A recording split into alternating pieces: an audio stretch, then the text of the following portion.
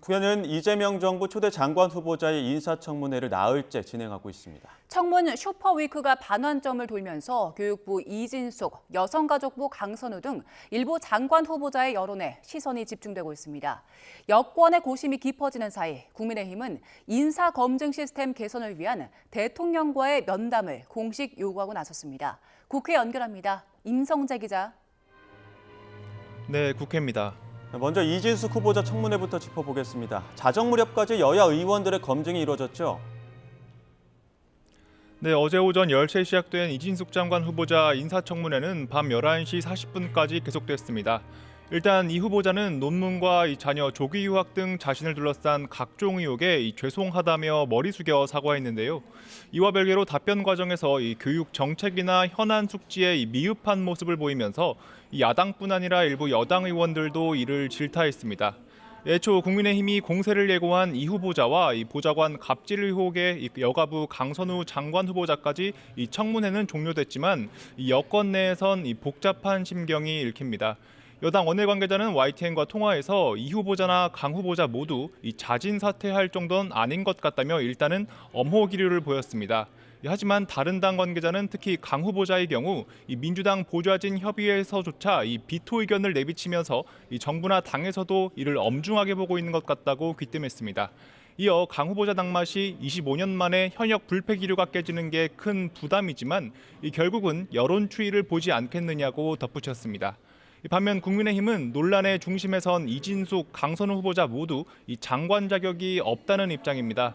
송원석 비대위원장 겸 원내대표는 아침 회의에서 인사청문 과정을 보니 무자격 후보자가 6명 정도 된다며 인사검증 시스템 개선을 위해 대통령과의 면담을 요구한다고 밝혔습니다. 그러면서 대통령의 최측근이 검증도 없이 추천장을 꽂아 넣는다는 소문이 많다면서 대통령실은 제1야당 당수의 제안에 즉각 대답하라고 촉구했습니다. 원내 핵심 관계자도 기자들과 만나 이진숙, 강선우 후보자를 콕 집어 자진 사퇴나 지명 철회를 해야 한다며 정부 여당의 결자 해지 필요성을 강조했습니다. 다만 인사청문 경과보고서 채택에 협조하지 않는 것 이외에는 딱히 임명 강행을 막을 방법은 없어 답답해하는 기류도 엿보입니다. 네, 오늘 진행되는 인사청문회 소식도 정리해 주시지요. 네, 오늘은 외교부 조현, 기획재정부 구윤철, 산업통상자원부 김정관 장관 후보자에 대한 인사청문회가 진행됩니다.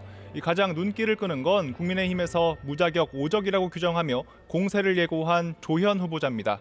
조 후보자는 한남 뉴타운 지정 직전 도로 부지를 매입해 10억 원 넘는 시세 차익을 얻은 의혹과 아들 부부의 아파트 갭 투자 자금을 지원한 아빠 찬스 의혹을 동시에 받고 있습니다. 이재명 정부의 대북 정책과 미국 관세 협상 등 실용 외교에 대한 질의에도 관심이 집중됩니다. 민주당 측은 조 후보자가 무난하게 인사청문회를 치를 거라고 낙관하는 분위기입니다.